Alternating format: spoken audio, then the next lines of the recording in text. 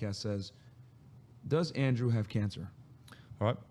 Based on the information at hand today, it's not a serious issue, and it's not something we need to be concerned about. It's something that was being monitored, but we can say that no, it's not a serious issue. Okay. Does Sartara shooter have any update of Andrew and Tristan's daily routine in prison? What time do they wake up? How do the guards treat them? What kind of food are they given to eat? Are they allowed to shower, etc.? And if he thinks they might be poisoning his food in prison.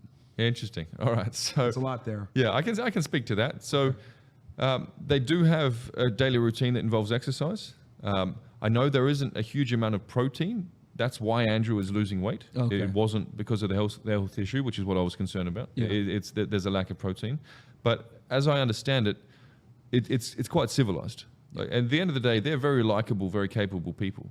If I had to bet on anyone being okay in jail, it would be Andrew and Tristan Tate. These are serious lads. They grew up rough. They're still going to the gym. What's your excuse, guys? Yeah, for real, 100%. So as I understand it, everything is, no one's being poisoned, none of that weird stuff. It's they'll get through this just fine. They have genuine iron minds, and inshallah they'll come out very soon, and we can just move on from this whole unjust, unfortunate mess. Yeah.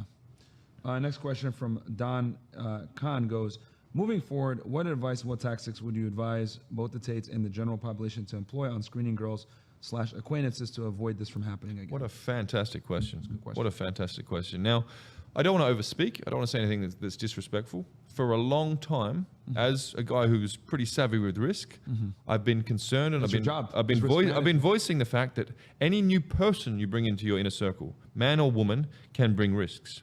And some of these allegations against the lads, they weren't even in the house at the time. Yeah. But new people were in their house. And so anyone you bring in your inner circle, be very careful. And that's why I like the traditional societies, and specifically devout Muslim houses, where you don't let strangers into your house.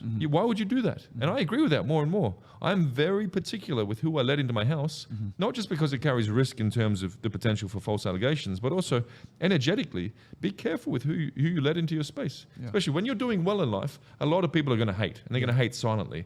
Also, when you're working constantly, when you have a high output, high frequency of daily work, daily conquest, training, doing everything you can to get the most out of every day, you don't want people around you who aren't on that level, because they will drag you down. Absolutely. So my answer to that very risk-aware question is, be very careful who you let into your inner circle, man or woman. And young men out there, I don't care how pretty she is, she could potentially ruin your life if she's a toxic person and she feels inclined to make false allegations. Yeah. Men, especially in the West, need to be hyper cautious of who they let into their inner circle and into their homes.